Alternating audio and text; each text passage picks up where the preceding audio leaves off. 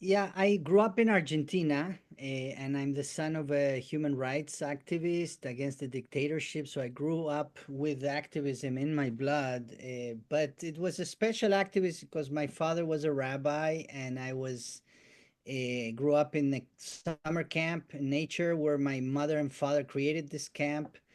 And I grew up in the city, but this camp I would go every summer, and this camp integrated nature with sports because it was a youth camp, and Jewish values, and also justice, and they were kind of one, and art, and so creativity. So I grew up with that feeling. Mm. um, at age 16, I became really active against the dictatorship and the human rights movement.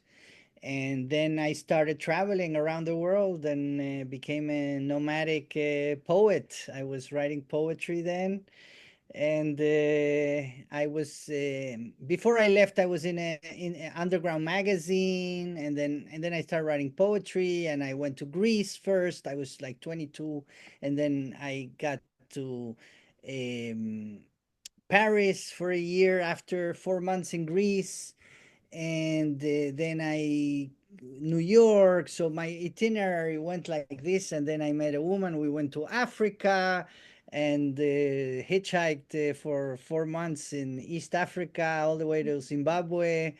And then yeah, then I stayed in Sinai where I lived for a year. I had a camel there with some friends, and built a Wow. house in a valley there, and spent a year there before I got into Israel Palestine. So my entrance was from the Bedouin land of Sinai. Mm. And then yeah, it was 29 years in Israel Palestine, based there. I traveled a lot, and we started a ritual theater group in the early 90s with some people there, multidisciplinary, multimedia, multi faith, multi everything. And there was a very few actors actually in the ritual theater, but we got a grant to be part of this ritual theater festival, and we got a house in the north of Israel. And after that, I began my.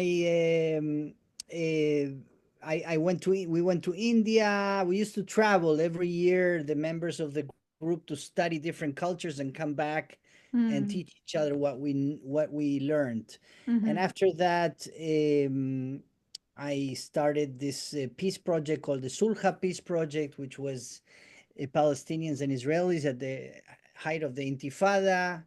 I also was seminal in bringing Jewish renewal, which is a way of bringing the ancestral wisdom in color and Mm. relevant to these times and coherent with the values of peace and justice. So in 201, in the second Intifada, we started the Sulha Peace Project, and Mm. we started with 150 people, and in 208, the last one that I was part of as a co-director of the organization, we had 7,000 people, trucks from buses from Gaza and the West Bank, representatives from the Dalai Lama and Mm. South Africa, and all kind of cultures that were had conflict. And from there, I started, after I left that organization, we started gatherings with Iranians and Israelis in the mountains of Turkey. If it's too much, tell me and I'll stop, and you It's can, great. I love it. Yeah, totally. I It's continue. Okay. fascinating. Sure. Yeah. Okay. Yeah. So after that, in Turkey, we had 4 years of gatherings once a year for 2 weeks in nature with Iranians and Israelis, hosted by Turks and internationals. And after that, I already, felt the need to expand beyond the family of Abraham, and that's where I came to Tamera. Actually, after Mhm.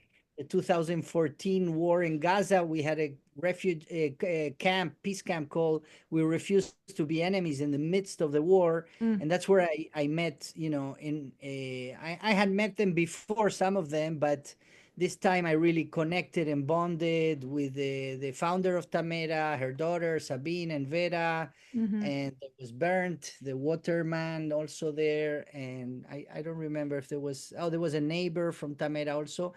And we were about 50 Israelis, 50 Palestinians there. And that's when they invited me to Tamera. I was part of that global love school where I met you. Mm-hmm. Yeah. And after that, we started this thing. I was invited to become part of this thing called Defend the Sacred, which was sacred activists from different paths and religions, and all from global activists from all over the world, and who had spirit at the core of their activism. Mm-hmm. And so we've been meeting for 7 years with this alliance. Amazing. And yeah, I've left Israel Palestine in 2020 in the pandemic. I sold my house, and then I Mm-hmm. left in 2021. Actually, there was a conflict, and I left, and I've been traveling ever since until last year, where I came, and now I'm taking care in New York City. I'm taking care of my mom, who's Mm-hmm. 88 years old, and I also taking care of my new baby, which is a little book called On the Verge of the Verb. So I'm also a Mm-hmm. doula, death doula with my mom kind of thing, and a midwife with my little book. Aw. And I'm a musician. I didn't say that. I have four Mm-hmm. albums of music, and yeah, and two books of poetry in Spanish, because my first language is Spanish. And this book, On the Verge of the Verb, is kind of an autobiographical fiction of Mm-hmm. prophetic sorts. Mm-hmm. And that's how I describe it loosely. And it has humor, of course, but it also has my real life stories, because I'm the main character. But I tell my fictional stories to. Sorry, we are involved in a fictional adventure together. So I Okay. gather and recruit together kindred spirits, and we organize and manifest a massive healing event in the grave of Abraham in Mm-hmm. Hebron, Khalil, and then in Jerusalem we do Mm-hmm. a massive ceremony with more than 1 million people and luminaries from the earth. And I'm not going to Mm-hmm. give away the whole thing, Yeah. but within that I share also my shadows, Mm-hmm. sexually, and also my shadows, the shadows of what it is to create a group, and the shadow of the hero, and the shadow of the savior, and all those. I Mm. think the Wow. victim and the perpetrator, people know very well how to deal with, but the hero is the one that white people, especially who were brought up in Judeo-Christian myths, are hard to get out. So Mm. basically, getting out of the anthropocentric model and Mm. trying to be not in the middle of the screen, but give respect to trees and mountains and rivers, and uh, Mm-hmm. take our proper space in the hoop of life, or in the screen of reality. And so that's part of the book as well. It's kind of a manual of sacred activism. And my music, I sing in many different languages, because of course, beyond in my nomadic travels, and also in my tours, I've been in the 5 continents. I speak 6 languages and sing in more than 8 or 9. I don't know, don't count them, but it's like a bridge between cultures and hearts. Yeah. So when I do a prayer formance, which is what I'm coming to do, Mm-hmm. to Yeah, I was gonna also. ask you if you want to speak a Okay, little so bit you to what asked me, the asked me. I've been evening. talking too long. Yeah, No, no, go it's ahead. great. And so yeah, like there's so much inspiration in what you've shared and like wow, all the things that you've done and then how do you bring that into an evening that you're offering here to us? Yeah, I think how I put it is, in 90 minutes we co-create a spontaneous sacred community, Mm, and we do that through song, through selected readings of some paragraphs of my book, mm, and through a vibe that weaves mm, the hearts of the people in the room, and the wind, and the light, and whatever is in the room, with a guitar. I'll be singing, we'll be singing together. Also, mhm, it's interactive. There's, yeah, people might need to move or not. And mhm, then Yeah, and then I think we and I have a guest on percussion. Colin is I think he lives most of the time in Salt Spring and some time in Vancouver, Hmm. and he and I will finish with a Q and A, so I think people can ask about the book. I'll have my books there, Great. and yeah, it's going to be a deep and intimate and fun time. Amazing. Yay. We're so excited to receive you and yeah, just feel the richness of your life experience and all the heartfulness that you have brought to these really intense issues that are, yeah, I mean, really at a pinnacle, as usual, maybe. Where it's always a pinnacle, but it is, it's No, it's intentional, it's intensifying. I agree intense. with you. I think Yeah. it's intensifying. Yeah. And Yeah. it Not is only not so, only in Israel, Palestine, but also in the States and and yeah, in Argentina, that my three identities are totally compromised. yeah, They're coming. I yeah. feel like they're You're, closed in. yeah, you're in the pressure cooker. Yeah, and Yes. and we are all in some ways, and we're sheltered here where I am, but I think we're feeling it for sure, and some people more than others, depending on their connection to those issues. But yeah, I feel just so grateful to have the opportunity to gather people together and to feel and dream, you know? So yeah, Yeah, it's like a sanctuary, is a time for creating, spontaneous sanctuaries, I feel, yeah. and as a kind of a nomad troubadour or flexitarian minstrel, as I like to call myself,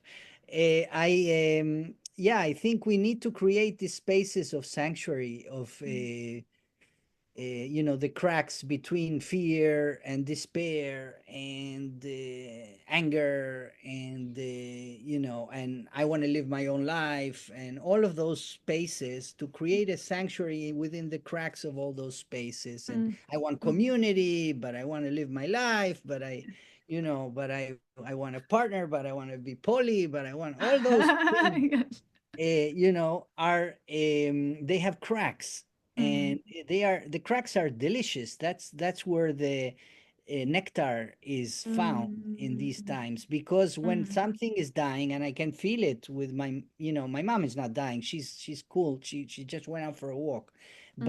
but I can feel her when she loses it, or when Yeah. um and so that place between death and life, between the doula and the midwife, is a very special place, Mhm.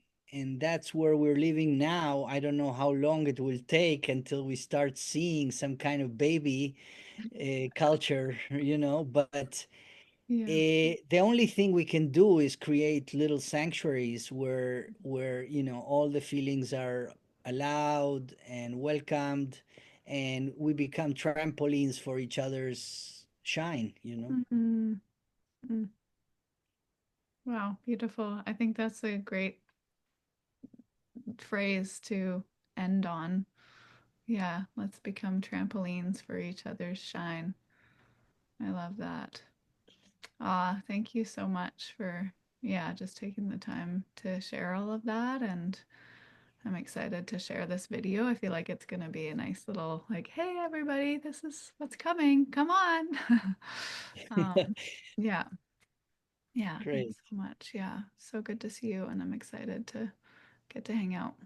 Yeah, me too. I'm Yeah. looking forward. I was there only for 1 day and I loved it, so I want more. Yeah. And Yeah. I need it. I'm coming from New York City, and intense times. Yes. Yeah. Yeah. Come to the sanctuary that we're holding here. Yeah.